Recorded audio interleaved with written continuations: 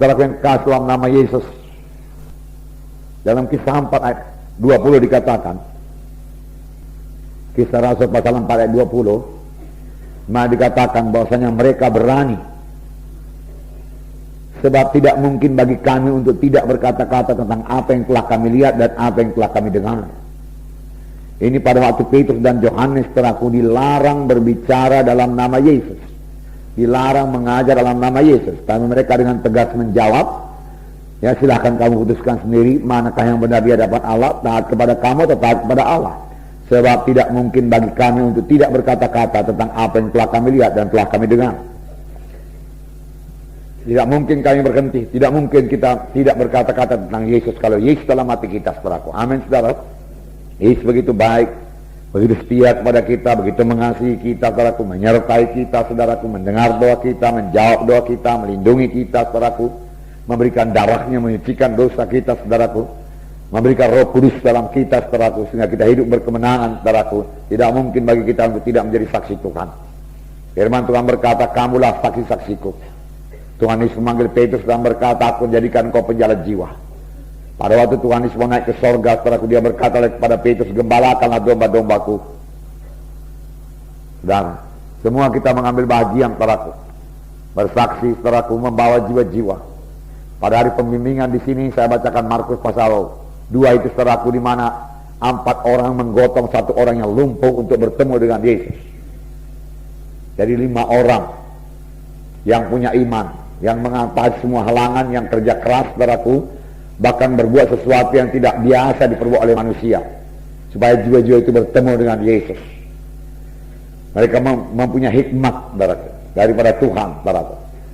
Kalau dilihat oleh orang dunia akan berkata, apa yang kerja orang itu? Panjat-panjat atap lagi, banyak-banyak rumah orang, merusak rumah orang.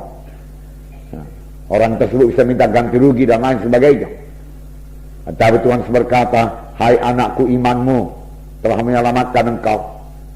Dibereskan Tuhan dulu jiwa manusia itu.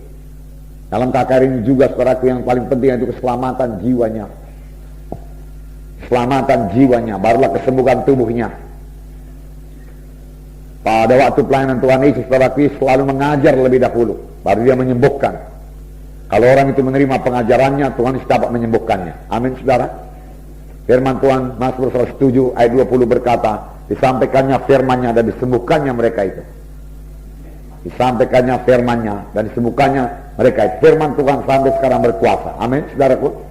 Firman Tuhan tidak berubah. Langit bumi boleh berubah, tapi firman Tuhan tidak berubah.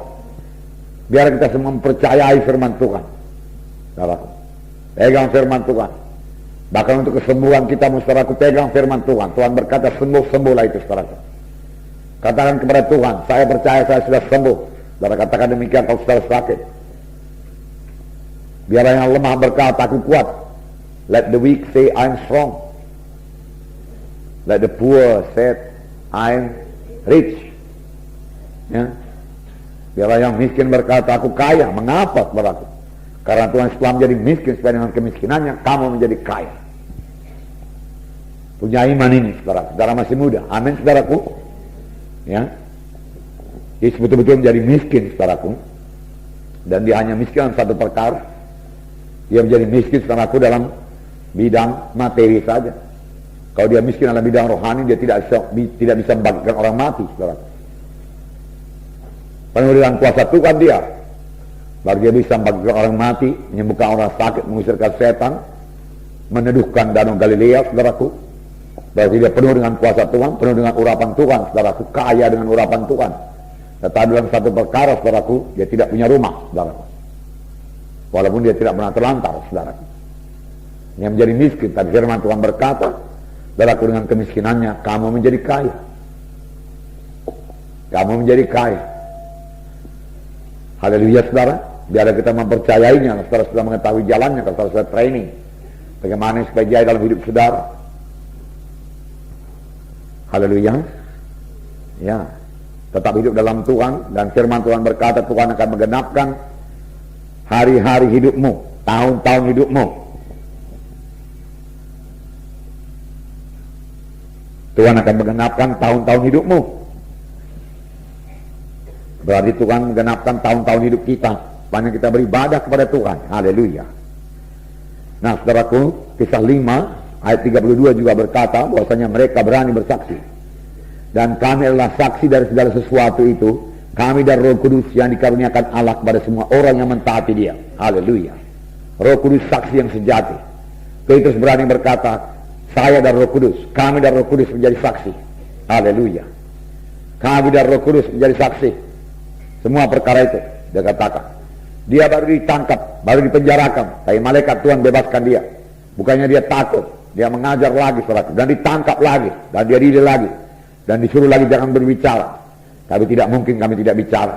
Kami dan Roh Kudus jadi saksi tentang hal segala perkara itu. Nah, mereka menyaksikan Tuhan Yesus. Amin saudara. Nah, puji Tuhan. 2 Korintus 4 ayat 13. 2 Korintus pasal 4 ayat 13. Saya membacakan pada saudara.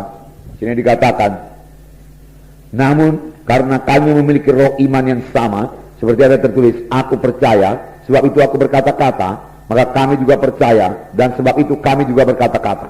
Aku percaya, sebab itu aku berkata-kata. Kami percaya, sebab itu kami berkata-kata. Saudaraku, karena saudara percaya, saudara harus berkata-kata. Tidak ada orang yang percaya yang bungkam, saudara. Amin. Saudara mau mempraktekkan iman saudara juga harus melalui kata-kata. Amin. Ya, tidak ada iman yang dipraktekkan tanpa kata-kata. Iman harus disertai dengan ucapan. Kita sudah belajar semuanya, betul?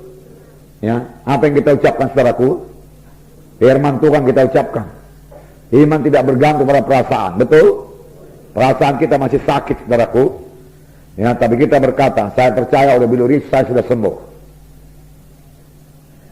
Nah, saya percaya oleh bilur Yesus saya sudah sembuh. Amin. Ya, karena kita percaya kita berkata-kata. Kalau kita percaya Yesus kita berkata-kata dari hal Yesus. Kalau kita cinta kepada Yesus kita bicarakan Yesus. Amin saudara. Nah, puji Tuhan saudaraku. Ini ada satu cerita yang panjang saudaraku.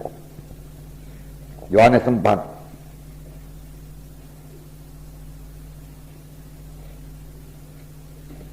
Ayat 1 sampai 25.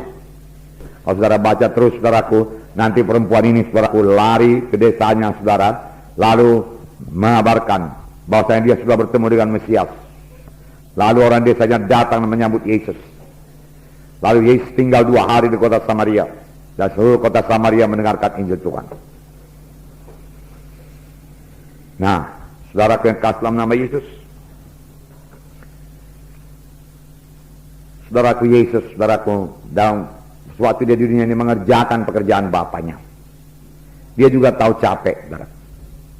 Tahukah saudara ayat 6 mengatakan dia letih. Saya membacakan pada saudara ayat 6.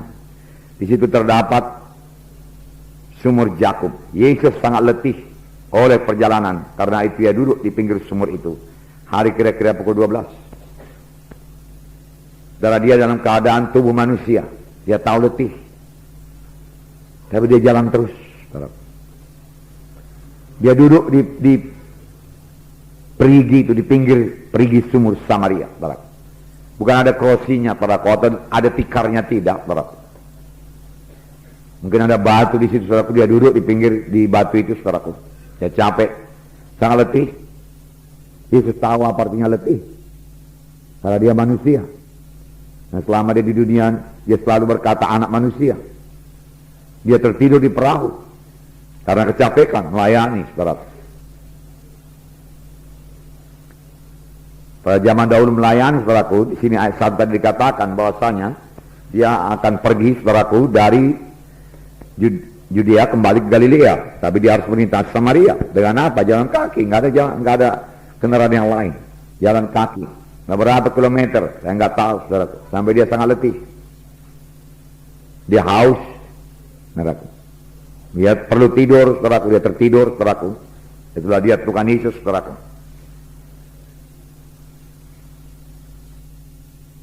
Dia juga merasa lapar. Firman Tuhan berkata, sudah dia puasa 40 hari 40 malam, dia merasa lapar. Dan setan menggoda. Jadi kala batu ini jadi roti.